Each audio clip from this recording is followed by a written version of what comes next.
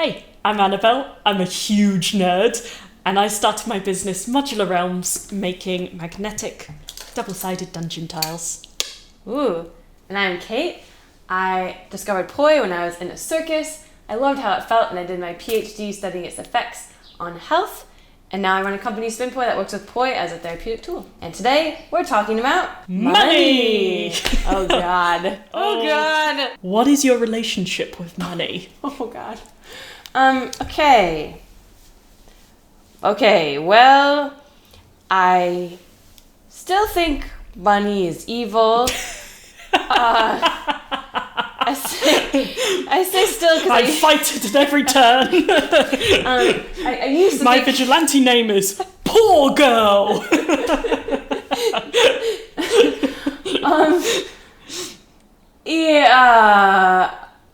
Okay, money. It's weird. It's like it intrinsically has no value. It has value because we collectively as a society believe that it does, and it's the way that the current world we're in operates, at least right now. So it's necessary, money. Yep. Before running a business, I definitely thought I wanted nothing to do with money whatsoever. After running a business, I would prefer to have nothing to do with money whatsoever. However, I understand that if I have money, I can support myself and I can support the business in doing more things. And the things are good things. So even though I don't like money, I understand I need money to keep doing the good work. I'm not very good at it. I feel that. How about you? I think my relationship with money is that I don't care about it enough. Yeah. Like, I've always been like... So I remember vividly my mum telling me, you will never be rich, Annabelle. Oh. Because, like, when I have money, I tend to... Like, if I've got excess money, I tend to spend it on buying things for other people and stuff. Yeah. So, like, Same. The thing that prompted mum to say that was I'd found a $50 note on the floor. Yeah. Or euros, because I was in Belgium at the time. I tried to hand it in, but no one claimed it. And they were like, oh, you can keep it for yourself. So I then decided I would use it to buy some chocolates and send them to my friends back in the UK. And I was actually quite poor at the time, you know. I could have spent that on food and stuff. Yeah. But I didn't. And when I told my mum about it, that was when she was like, you're never going to be rich. You give too much away. Yeah. I never really saw that as a bad thing, though. Me neither. Like, I do want some things in life that money can buy. I want health insurance. Yeah. Like, that honestly is the main driver of making, like, for me, the driving force for making money in the business is so that I can pay someone to do the jobs I don't like. Yes. So that I can buy new equipment so that I can make cool new things. Yeah. And so I can get myself health insurance. Yeah. Money's like, I need to pay more attention to it, to be honest. It doesn't really stick in my mind so well. Yeah. Because I guess that's probably my privilege talking, because I've never really had to worry about where the next meal's coming from. There've been times when I've been living off my savings doing the business where I've got real poor. Yeah. But I've always known my family would help me out. Yeah. I've never really faced poverty properly, not true poverty. I guess that probably explains a bit of why it doesn't... Yeah. It's on your mind, but not in a dire life or death kind of way. I feel the same, like, I'm really fortunate that my basic needs have been met. So even though I might struggle, the things that I'm having to give up aren't like the roof over my head. Yes, exactly. Yet. Yet. There's still time. Yeah. After your basic needs are met, it's like your happiness does not increase. Yeah. It increases a little bit for a little ways, but then like any money after that is just, So I guess knowing that as well, like same as you, I don't care that much about money. It's not the focus of anything that I've ever done. No. It's not the driving factor for why I do anything that I do. And I think also for me, I've always sort of known that if I really need it, I could get it. Like, I could pick up a spare part-time job doing tutoring. I could get a part-time job that pays a decent amount of money because I'm lucky enough that I have a decent level of skills. Yeah. I've had good education and I'm decently driven. So I've always known that if I needed it, I could get it. Yeah. Which I think has diminished my need for it. Totally. I think that safety net is hugely important. Yeah. Even if it's just in the way back of your mind somewhere. I think knowing that there's a safety net means that you can take risks and jump further. Totally. Did your relationship with money change from before being a business owner to after? Yes, because I may not care about money, but the business sort of needs to care about it at least a bit because you can't. You've got operating expenses. Exactly. Yeah. For a start, I'm selling a physical product, so I need money to buy the supplies. I need to pay the manufacturer to make it. I need to pay all the overheads of getting it shipped here, picked, packaged. Yeah. So there are a lot of expenses involved and I need to be able to pay those. And at the start, I just super underpriced my stuff. Yeah. So I was operating at a loss because I didn't really factor my time. And like, that's fine if you're making one or two things. When you're making 1 or 200, you don't, time is not infinite. So you sort of need to give it more worth. So I did a poll to see what people thought of my prices. Yeah. Some thought it was super cheap for what you get. Yeah. Some said it was expensive for what you get. Yeah. It was a really nice bell curve, to be honest, with it centering on it's about the right price. Yeah. But sometimes people come up to me and go, wow, this is so expensive. I could never afford it. And I'm like, yeah, that's fair. But it costs a lot to make. It's a good quality product. It's fair if you can't afford it. Yeah. But that's how much it costs. Yeah. Like, Which I think is good. Yeah, I think it's good. I'm getting better at it. I'm still not charging enough, but I'm getting better and will probably keep trying to do it. Because one thing I found is if you don't charge enough, you can't give people discounts because you can't afford discounts. Like if you're literally just on anything that takes you lower it kills you. Yeah. So then it comes to things like, I don't know, Black Friday or whatever. Sure. And I feel really guilty because I can't do a discount. But it's almost like I'm applying a discount the whole year round. And I'm like, oh man. And psychologically, people love discounts. They do. So even if you're telling people like, this is literally like the cheapest it could be always. Yeah, they don't care. They don't care. They would, like, psychologically, it would be better if you charged them $5 more and said, here's $5 off. So true. Money almost... It has a value beyond just what it's worth. Because people's perception of what the product is tied to the value of it. Yeah. So... when I charge more, people's perception is that it's a... premium. Exactly. Better. Yeah. So when I've been selling a premium product, but charging less because I've been trying to be as affordable as possible for people, then people have not liked the product as much as when I've charged the appropriate price. Yeah. Because me undercharging it, people go... well, that's suspiciously cheap. What's wrong with that? Yeah, for sure. Yeah. Yeah, I have the same thing. And I think when you mentioned time, that's a really tricky one because time, like, especially for artists or things where the investment has been in the craft. Yeah. And then it's like you certainly can't charge for, like, 10 years of, learning how to do something. No. But then I think people can scoff at prices, like if you're providing a service. Yeah. And it's like, well, you're actually not just paying for me to show up for 1 hour on the day. You're paying for that, plus the prep for that, plus all the prep before that. Yeah. That has landed me in this place that I am, where I have the expertise and the tools and the knowledge and the equipment and everything else to be able to provide this thing. Yeah. It just gets, like, really tricky. I think my relationship with money has changed. I'm less anti-money. Like I'm more like participating in society now. Like, okay, like I realize I need to do this jig and like make this money because that will help support me in the company and growing. And I'm about that now. Whereas at the beginning it was just give everything away all the time. Yeah. And I felt really strong about that because I felt good about it. Yes. And it's the same as you. I still feel good about that. Yeah. And I am like the first, I mean, someone just has to like barely half wink at me and I'm like, here's a discount, like you can have it for free.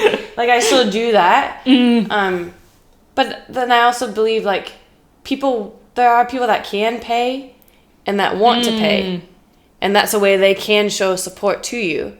Yeah. And so I'm more open to that model. I'm open to the model of like, here is my price. I'm trying to like say what I'm worth, which probably is like a quarter of what it actually should be. I don't know. And then the people that can pay, and I feel happy about that. Yeah. And the people that can't pay, I do still offer. I have like a whole subsidy program and stuff. But I think I'm more accepting of money makes things work, and there's people that can pay me money, and I'll take it. Yeah. I guess. But I still, in my heart of hearts, would prefer to just... I never want money to be a barrier, and that's part of my business model. I never want that to be a barrier to anyone participating in anything of mine, so... And I suppose there's a difference in that you don't provide a physical product, so you don't... Well, you still have to pay for your time. But yeah, it's different, though. Do you pay yourself a fair salary? I'm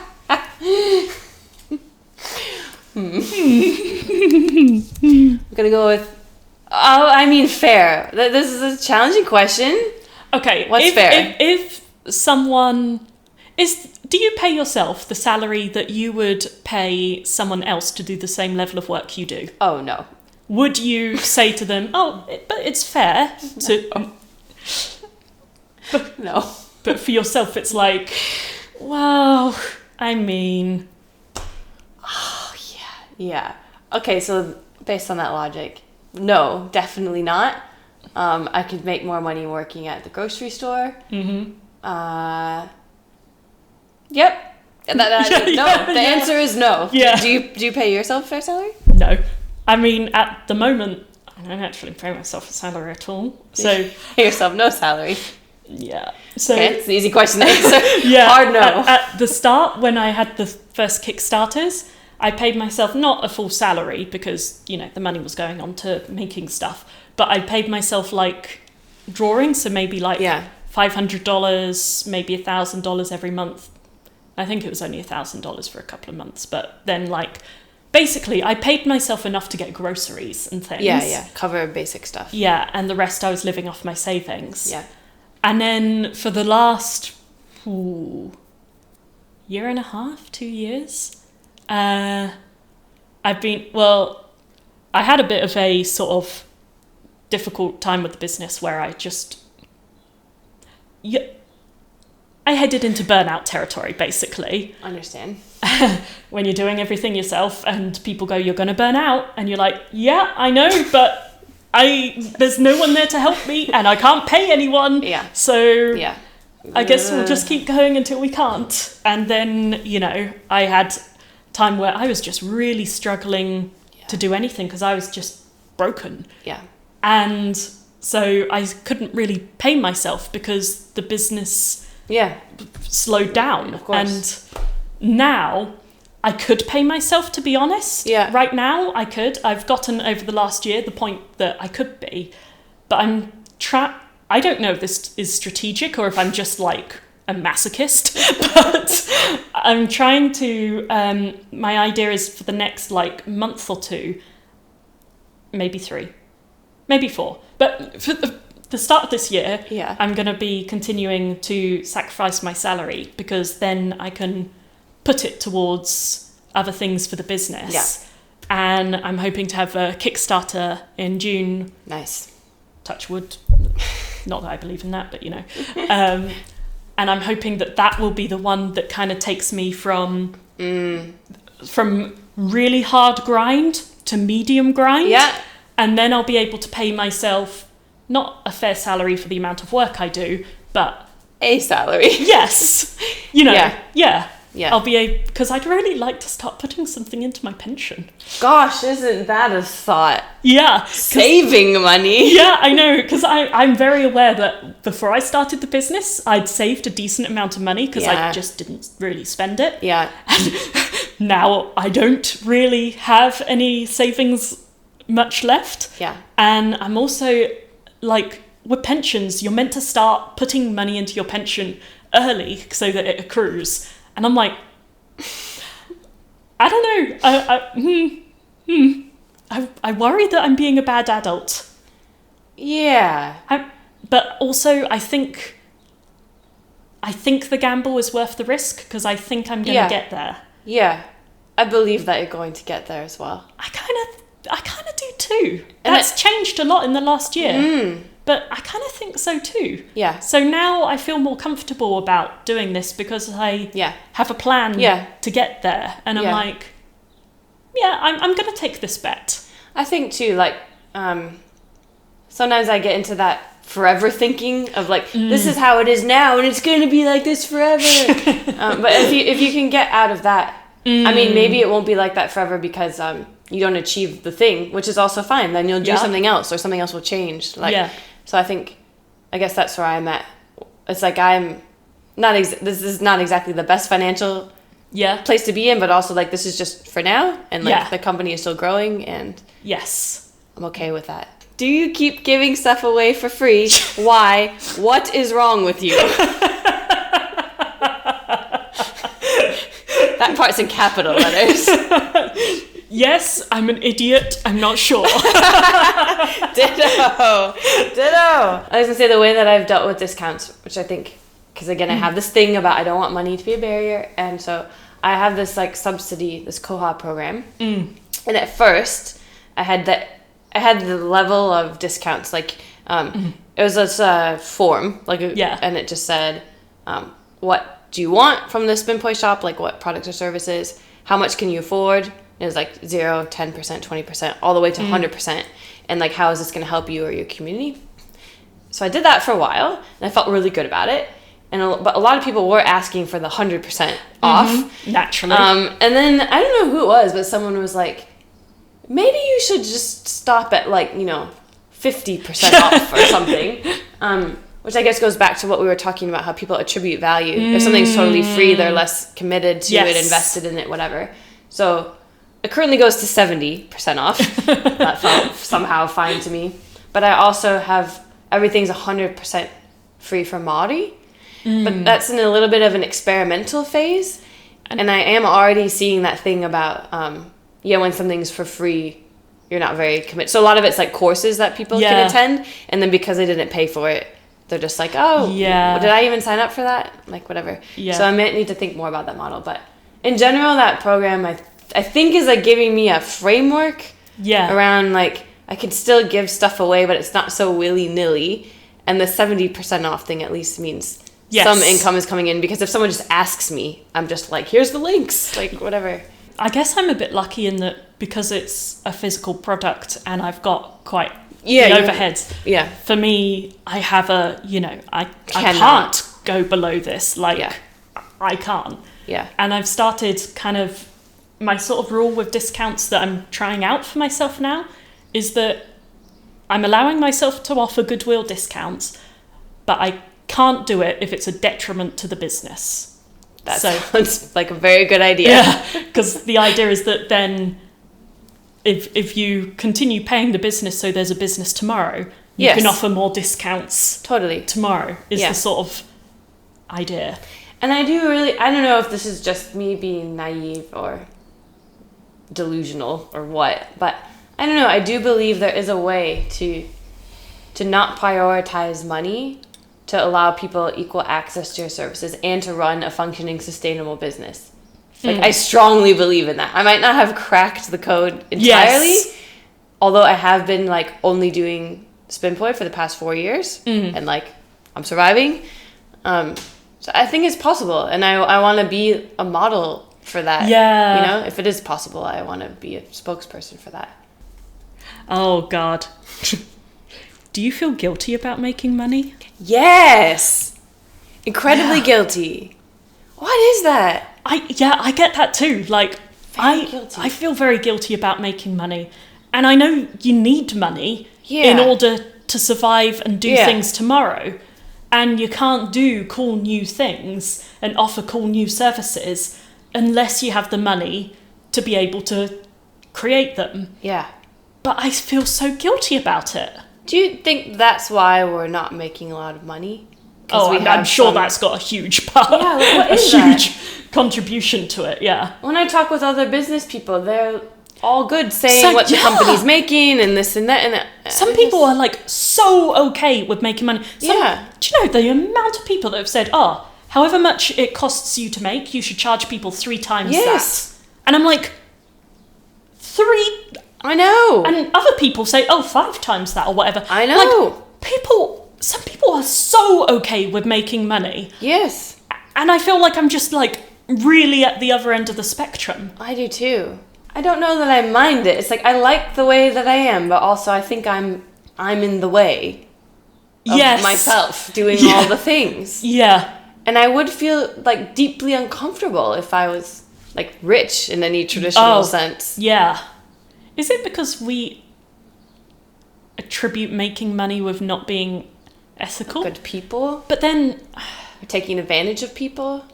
Yeah, maybe. Do you judge people who have money? I mean, not really. Yeah. I mean, if they spend it on dumb stuff, then I might privately in my head go like, oh man, how many people could you help with that? Instead, you've bought, I don't know. And think of how many people we could help if we had money. That's the thing. That's the thing. If we had money, we would be doing even more. There's so many things. Charity initiatives I want to do, but can't afford. Same. So if I was making more money, I could afford to do more charity. I know. We need to like spin it around differently in our heads, I think. Is there a disparity between how people think you're doing with money and how you're actually doing with money? Mm-hmm. Yeah, for sure. Yes. Mm-hmm. This episode is probably illuminating that. Oh, yeah. Because, like, I think a lot of people see the word business and think, therefore, making lots of money, have money to spare. Yeah. So a lot of people ask me for things for free. Same. Like, so many people ask for free product. Same. And I think they just see, they're a business. They can afford to lose a few sets. And it's like, no, the person that loses out is me, because that's why I'm not, affording so much for myself. Yeah. Like, people often think business equates to rich. And I think that's not the case. No, we spend a lot of time too on the content that we make and the products that we make, making sure everything looks really good and it's really high quality and it's really well done. So then I think people also associate that with like, they must be well off, like, they behind must have the scenes. A team behind a whole team doing things and fancy equipment and whatever. Yeah. And it's like, I mean, this isn't even our house. So we broke in. But it's true, like, probably this video, people will make assumptions. Yeah. Seeing this and thinking like, what are they talking about being so poor, and like look at their house or whatever. It's like, this genuinely isn't our house. Yeah. We borrowed it because it looks nice. It does look really nice. Don't you think it looks nice? Yeah. It does look nice. Yeah, for sure. Yeah. But I think part of that's like self-made as well. But also you don't want to like be out there like, I'm struggling financially. No. Like, it's not a good look. Yeah. And also like a lot, I don't know if you've had this, a lot of people told me, you should sort of hide how poor you are because you don't want other competitors taking advantage of that or seeing how weak you are so that they can just try and nip you in the bud. You got to look more than you are. And I kind of think that's bollocks. I think that people have this sort of competitive mindset, but like, I don't know, one of my competitors did a Kickstarter in November and it did really well. And I messaged them and I said, hey, I think you did a fantastic Kickstarter. Yeah. Well done. Congratulations. You worked real hard. It's really cool. Yeah. And I'd like competition to be more like that, where you can be friends and open with your competitors and lift each other up rather than... Yeah. I don't see any reason why. There is space for everyone to be lifting each other up instead of tearing each other down. Do you feel embarrassed about your financial status? Yeah. Yeah. Yeah. I mean, making this video is interesting because I'm not sure I've ever so openly No. talked about it. I'm kind of real nervous to put it out there. Yeah, me too. Because I feel quite vulnerable. Me too. Saying that, especially saying I don't pay myself a salary at the moment and haven't for a while. Yeah. Like, I worry that I'm kind of a loser. You're not a loser, but people's perceptions of us might change. Well, they will, surely. Yeah. They've got to, right? New information. Yeah. I mean, we can just not put this out there. You're like one of the coolest people I know. Oh, dude. You're like so far from being a loser. Oh. Yeah, I mean, I tend not to talk about it, but I also always say that I appreciate people being vulnerable, and it's much easier to connect with people when that's true. They're being authentically themselves, them, wherever they're at, at that moment in time. So yeah, I'm kind of like willing to put that out there on the line. I think I'm a bit tired of trying to pretend to be like to hide the cracks. Yeah, and I kind of feel like I am cracked. Like, well, I'm a crackpot. But like, it's not perfect. Yeah. You try your best, but it's not perfect. And I think maybe pretending it's perfect is a bit damaging to yourself and to other people, because I think other people can look and go, oh, wow, you started from scratch and you're doing so well. Why can't I do that or something? Or, yes. And it's, I think it would maybe be useful for a lot of people to know that there's a lot of grinding. I agree. And also, there's no guarantee of success. I think both of us know, like, most startups don't succeed. Yes. The odds are against us. Yes. And I think we're both aware that this could fail. Like, it could fail 6 months' time, and well, I'm not going to say we come away with nothing, because my God, the amount of experience and personal growth and learning, but financially we could come away with very little. So you are very much taking a bet. Yeah. And it can be quite scary, and you spend a long time in the grind. Yeah. Working very, very hard with very, very few financial returns. And you're doing it all with a big old question mark as to whether it will pay off. Yeah. Yeah, no security. No. And I think people should know about that more before they get into it. Like, yeah. This phase isn't often talked about, or people don't speak so candidly about it. I think a lot of people do what we have been doing, which is there's this facade of like having it all together. Shame of like, don't look behind the curtain. It's fine. It's great. It's great back there, guys. Yeah. If I saw a video like this, I would feel so comforted and inspired, I think, by like, okay, there's other people just in the middle of the slog who, are putting out good work, but behind the scenes, it's a struggle in a variety of ways. Yeah. Just being open about that. Do you have any money-related resolutions for the future? Pay myself this year. Yes. That is my number one, is that pretty much by mid-year, I'm going to be paying myself, even if it's just drawings, like even if it's just not a real salary, but stuff. Yes. I'm going to be paying myself, because I can't, well, you can't keep going forever, can you? No, you can't. And but before I pay myself, I'm going to pay my mum, because... Amazing. Yes. My mum does all the packaging, so at the moment, the stock is in my parents' dining room. Yeah. And then when an order comes in, it comes up on our phones, and one of us, usually mum, because I'm usually doing the everything else, will pack the order, then take it to the post office, and... She does a decent amount of work, and she's just been doing it all to support me. Like, honestly, the generosity of my parents with their time is, I couldn't be here without their help. To be honest, that's sort of my goal for this month, is to start paying mum, which means I need to work out how to do payroll and Oh God. yeah, exactly, work out how to do the whole paying the tax man the right amount, Oh no. paying her pension the right amount, like registering properly. And maybe you can pay for an accountant and then you can pay a oh mom. God, And no, then you can... no, I've paid for an accountant once before. It was not Really? Oh, it was a terrible like Oh, they can be really good.